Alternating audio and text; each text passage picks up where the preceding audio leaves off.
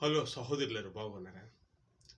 అసలు ప్రపంచంలో ఎక్కువగా నమ్మే దేవుడు ఎవరు? ఒక దేశానికి, ఒక ఊరికి, లేదంటే ఒక దేశానికి ఒకే రాజు ఉన్న దేశం ఏది? ఒకే రాజు ప్రపంచం అంతటికి ఉంది. అయితే కొన్ని దేశాల్లో మనం చూస్తాం, ఆ దేశంలో ఒక్క యేసుప్రభు తప్ప రెండోది ఏది ఉండదు. ఒక యేసుప్రభునే నమ్ముతారు, యేసుప్రభుదే ఉంటుంది ఆ ఊరు మొత్తం, ప్రపంచం అంతా ఆ ఒక దేశంలో. అయితే ఇక్కడ ఏంటంటే, ఈ మనకి ఎక్కువగా నమ్మింది దేవుడు ఎవరు అనుకుంటే యేసు ప్రభువే. ఎందుకంటే 249 దేశాలు ఎస్ఓ కోడ్ ఉంటుంది, 91 సెల్ నెంబర్ని బట్టి 91 నుండి 92 అలాగే దేశానికి ఒక ఫస్ట్ నెంబర్ మారుతుంది. 91 తర్వాత మన నెంబర్ వస్తుంది, ప్రతిదానికి 91 ఉంటుంది, మన దేశం. అలాగే ఒక్కొక్క దేశానికి ఒక్కొక్క ఎస్ఓ కోడ్ అనేది ఏవి ఉంటుంటాయి. వాటిని బట్టి 249 దేశాలు. ఇందులో 160 దేశాలు క్రైస్తవులే, ఒక 60 దేశాలు ముస్లిమ్సే. చిల్లరమల్లర దేశాలన్నీ ఇప్పుడు మన దేశంలో అనుకుంటే సింధు నది యువతల మన దేశం. ఇక్కడ దేవుడు వాక్యం తెలియదు. ఈ దేవుడిని తెలియకపోవడం వల్లనే ఏం చేయాలో అర్థం కాక వీళ్ళు ఏం చేశారంటే చెట్లు మొక్కడం, పొట్లు మొక్కడం, పొట్లు కూడా పాములు మొక్కడం, కుక్క దేవుళ్ళు కూడా ఉన్నాయి. అలాగే నెక్స్ట్ ప్రోగ్రాం నక్క దేవుళ్ళు ఉన్నాయి. ఇలా ఎద్దుల్ని, పందుల్ని, కొన్ని ఇవన్నీ ఉన్నాయి, జంతువులే. కంటికి కనపడదాన్ని మొక్కుతున్నాయి కాబట్టి ఒకళ్ళ మనిషి చనిపోతే ఆడిపోటు పెట్టి ఆడిని కూడా మొక్కుతారు. ఇది మన దేశంలో చరిత్ర. ఇతర దేశాల్లోనే అలాగే ఉండదు. అన్ని దేశాలు ఎక్కువగా నమ్మింది యేసుప్రభువుని. దసరా, హైదరాబాద్లో దసరా పెద్ద ప్రాధాన్యత పండుగ చేస్తారు. ఆంధ్రలో సంక్రాంతి ఎక్కువ, కోడి పందాలు అన్నీ.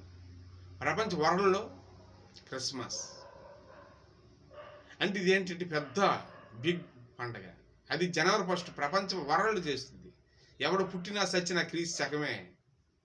ఏదో పురాతన శాఖ ఏవైనా కొన్ని సైన్స్ మనం ఎతకాలి, ఏవో లంకిరి బిందులో ఏవో కొద్ది భూగర్భంలో దొరికేవని అనుకోండి. రాజులు పుడుచుకొని చచ్చారు కదా చాలామంది, శ్రీకృష్ణుడు, వీళ్ళంతమంది రాజులే.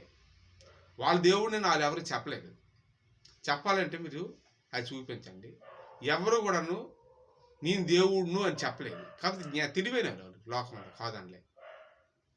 సత్యరీత్యం సత్యానికి, అలాగే ఒక్కొక్కరు నీతి లోకనీతి. అందుకే నన్ను నమ్మినవాడు ఈ లోకనీతి కాదు అంటాడు, నా నీతి దేవుని నీతి వేరే ఉందంటాడు. మీ నీతి శాస్త్రుల కన్నా పరిశీలన కంటే ఎక్కువ నీతి కావాలంటాడు. ఈ నీతి దేవుని నమ్మి పరిశుద్ధంగా జీవించి ప్రాణం పెట్టే నీతి కావాలి. ఈ నీతి మార్గం వేరే. ఆయన రక్తంలో కడగబడాలి, దేవుడిలో సిమెంపబడాలి, ఇది నీతి. అంతేగాని ఎవరికి ఉపమా లేకపోతే ఉపకారం చేయడం, అన్నం లేక ఆహారం అన్నం పెట్టడం, ఏవి చిన్న చిన్న చిల్లర మల్లర కాదు. ప్రాణానికి ప్రాణం పెట్టినప్పుడు ఎవడంటే ఒక స్నేహితుడే. ఆ ఒక స్నేహితుడు యేసుప్రభువు. ఈ ప్రపంచంలో ఎవరి గురించి ఎవరు ప్రాణం పెట్టలే. అందరి ప్రాణాలు తీసుకురాలి బ్రతుకు కోసం. కిరీటాలు పెట్టుకుని రాజులు బల్లెలతో పొడిసి, వాళ్ళు పొడిసి, వీళ్ళు పొడిసి వాళ్ళు చచ్చారు, వీళ్ళు చచ్చారు. నువ్వు చెడకరా ఎదుటి వాళ్ళు ఇంకా వాళ్ళు చెడిపోయావని సామెత ఉంటుంది. అలాగైనట్టు వీళ్ళు చెడి ఎదురు వాళ్ళు చెడిపోయారు. కానీ యేసుప్రభువు ఆ దేశంలో పెద్ద పేరు. అక్కడే ఆయన బొమ్మ పెడతారు, వాళ్ళే ఉంటారు. ఇంకా ఒక్కొక్క దేశంలో అయితే ప్రభువే, రెండోది ఏమి ఉండదు. అయితే ఈ చిల్లర బొమ్మలు ఎలాగ వచ్చింది, ఈ దేశంలో వాళ్ళు పట్టుకెళ్ళిపోయి ఈ బొమ్మల్ని ఉద్యోగాల కాటికి వెళ్ళి పెట్టి 10 మంది బొమ్మ పెట్టి ఇంకో 10 మంది అలాగే బొమ్మ మీద సపట్లో కొట్టుకుని 1000 మంది అయిపోయారు. ఇక్కడ బొమ్మలు పెట్టుకుని అక్కడ స్థాపిస్తాను. అందుకే అమెరికా కొన్ని దేశాల్లో భూకంపాలు వచ్చి కింద మీద అయిపోతుంది. వాళ్ళు ఈ బొమ్మలు ఫస్ట్లోనే అడ్డిస్తే వీళ్ళు ఎవరు వెళ్ళరు అక్కడికి. ఈ కొండల్లో తొప్పల్లో దేవుడు తెలియ. అయితే మన దేశానికి కూడాను యేసుప్రభువు ఈ భూలోకానికి వచ్చిన తర్వాత చాలామంది శిష్యులు ఆయన దగ్గరికి 72 మంది అసలు శిష్యులు. ఆ తోమ అనేవాడు మద్రాసు వచ్చాడు. తోమ అనేవాడు మద్రాసు రాగానే అదే వాడల మీద బయలుదేరి వచ్చేవారు. అప్పుడు ఏమి లేవు.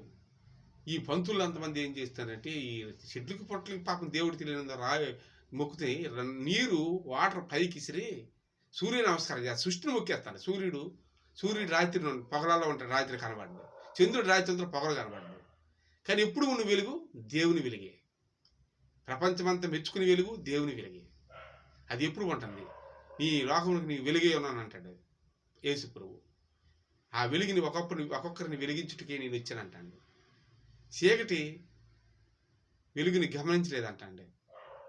వెలుగుని గుర్తించదు. లోకంలోకి వెలుగు వచ్చింది కానీ చీకటి వెలుగుని గుర్తించలేదు, గ్రహించలేదు అని ప్రభువు చెప్తాడు. ఎవరైతే దేవుడిని ఎంతమంది అయితే నమ్ముతారో దేవుని సంబంధులు, వెలుగు సంబంధులు, నా దేవుని కుమార్తెలు అనబడును అంటాడు నమ్మిన వారిని. దేవుడు ఆయన ఇంకెవరు లేరు ప్రపంచం మీద. ఉన్నాడు అనుకుంటే అబద్ధం, మనమేదో మతలబులు ఉన్నాం. బాగా తెలుసుకుంటే క్రీస్తు అనేది ప్రతి పంతులు కానీ ఈ గుడ్లు కడతారు, గుడ్లు జరిగిన ఎక్కడ క్రీస్తు శకం ఉంటుంది. మరి ఇవన్నీ ముందుటి పురాతనవి అయితే ఆ పేరు ఇక్కడ ఎందుకు ఉంది? రాముడి శకం, భీముడి శకం ఉండొచ్చు కదా, ఆలయాల మీద ఉండదు. ప్రపంచం ఎటు తిరిగినా క్రీస్తు శకమే. టైం కూడాను 24 గంటలు అదే టైం, ఇంగ్లీష్ నెలల టైమే. జనవరి, ఫిబ్రవరి, మార్చి తెలుగు నెలలు. మన దేశంలో ఎక్కడో ఎవరినైతే తెలియదు. మనం కూడా ఇది చైత్ర, వైశాఖం, జ్యేష్ఠం తెలుగు నెలలు. ఇవి ఇక్కడ ఉన్న కొండల్లో ఉన్నారు తప్ప ఎవరికి తెలియదు. ఇది ప్రపంచమంతా జనవరి 1, జనవరి, ఫిబ్రవరి, మార్చి యేసు ప్రభు పుట్టిన తర్వాత ఆయన సమాధి అయిపోయి లేచి ఆయన్ని గుర్తించారు. అసలు డేట్లే లేవు అంతవరకు. ప్రభువు పుట్టిన తర్వాత డేట్ని కనిపెట్టారు. ఈయన పుట్టాడు, ఈయన అదే యేసు ప్రభు పుట్టినప్పుడు మేము పుట్టామని చెప్పేవారు. అప్పుడు జనవరి 1 స్టార్ట్ చేసి చలికాలంలో ఆయన పుట్టాడు కనుక 25 నుంచి నిర్మించారు క్రిస్మస్ ఇక్కడ ఉండొచ్చు అని. ప్రభువు పుట్టిన తర్వాత డేట్ వచ్చింది. డేట్ పుట్టిన తర్వాత ప్రభువు పుట్టలేదు. ప్రభువు పుట్టబట్టే ప్రపంచానికి ఒక డేట్ వచ్చింది, గుర్తుపెట్టుకోవాలి. చలికాలం ముందు అదే గొర్రెలు కాసేవాళ్ళు ప్రభువు ఒక నక్షత్రం వస్తుందని చెప్పి అది దాన్ని చూసి గ్రహించారు. అయితే ప్రపంచంలో ఎక్కువగా నమ్మింది 249 దేశాల్లో 60 దేశాలు ముస్లిమ్స్ అంతా సుమారు 160 జనాలు క్రైస్తవులు, 160 దేశాలు. చిల్లర మల్లర అక్కడక్కడ దేశాలు వీళ్ళు ఉంటారు. కానీ మన దేశంలో ఎక్కువ చెట్లు పుట్ల మొక్కలు ఎక్కువ మంది అనమాట. అయితే దేవుడు మాట్లాడతాడు అసలైన దేవుని తెలుసుకున్నప్పుడు. భూమి మీద సాతాను కూడా అది ఆత్మీయ కంటి కనబడుతుంది. అదే దేవుడు తోసిన సాతాను దేవుడి కింద ఇక్కడ సలామని అవుతుంది భూమి మీద. దానికి నరకం ఏర్పాటు చేసిన మనుషుల గురించి కాదు, మనుషులు ప్రేమిస్తాడు. పాపాన్ని విడిచిపెట్టండి, పాపిని నేను ప్రేమిస్తాను అంట. సాతాను చేసిన పాపం మనుషులు అది అగ్గిలో కాలుతుంది. దాంతోపాటు కొంతమందిని తీసుకుపోద్ది వెళ్ళి. అది కాలుతుంటే ఎందుకంటే వాళ్ళకి దాని పక్కన ఇది కాలాలి, టైం పాస్ అవుద్ది. దేవుని పిల్లలు కూడా కాలుతున్నారు కదా, తప్పారు, నేను దేవుడిని నమ్మారు కదా, నేను ఎలాగో కాలుతానని సంతోషపడద్ది అది. కాబట్టి మనం యేసు ప్రభువుని పూర్తిగా అంగీకరించి పరిశుద్ధాత్మ పిలిస్తే వస్తాడు దేవుడు. ఎక్కువ మంది ఎందుకు పేదలందరూ యేసు ప్రభువుని నమ్ముతుంటారు. ఎందుకు నమ్ముతారంటే ఇలా నెల ఖర్చు తగ్గిపోతుంది. ఒకడున్న నా ఫ్రెండ్ రోజుకి 50 రూపాయలు అరటి పళ్ళు అవన్నీ కొంటుంటాడు. ఇంట్లో కూరగాయలు, వంకాయలు అయితే 9 రూపాయలు బేరం పడతాడు, కొండమే పచ్చడి నంచుకుంటాడు. 50 రూపాయలు అరటి పళ్ళు, 50 కొబ్బరికాయలు పూజలకు కొడుతూనే ఉంటాడు. రోజుకు 150. అది తిని తక్కువే, వీటికి ఎక్కువ. ఆ పక్కన ఉన్నాడు ఒక ఆయన క్రైస్తవుడు, ఆయన తెలివైనాడు. ఇది జగదుడిసిన అరటి పళ్ళు, వీడు నిమ్మకాయలు జగదుడిసిన వాడు క్యాచ్ పెట్టేస్తాడు. పచ్చడి గడి చేసుకుని బ్రహ్మాండంగా తింటాడు. ఆయన ఫ్రెండే. ఈయన ధనవంతుడు అయిపోయాడు జాగ్రత్త పడి. అది అజ్ఞానం వల్ల కొబ్బరికాయలు చేతకొట్టి అవి చేతకొట్టి ఉన్న ఆస్తులు అమ్ముకున్నాడు. అక్కడ యాత్రలు తిరిగి దేవుడు నా దగ్గర రాండి మీ గుండె అని దేవుడు చెప్పాడు. ఎందుకని వీళ్ళకి అర్థం కాక గుండు గీసి గుండు ఇచ్చాడు. అది కాదు అక్కడ అర్థమైంది ఏంటంటే మీ హృదయాన్ని ఇవ్వాలని అన్నాడు ప్రభు. అది అర్థం కాదు వీరికి. ఈ గుండు ఇచ్చేసారు ఎంటుకలు గీసి, అది కాదు. అందుకని దేవునికి ఏం అవసరం లేదు, మీ హృదయమైన గుండె ఇవ్వండి. ప్రపంచంలో ఎక్కువ మంది నమ్మేది యేసు ప్రభువుని. దేవుడు థ్యాంక్ యూ. సబ్స్క్రైబ్ చేయండి. Thank you.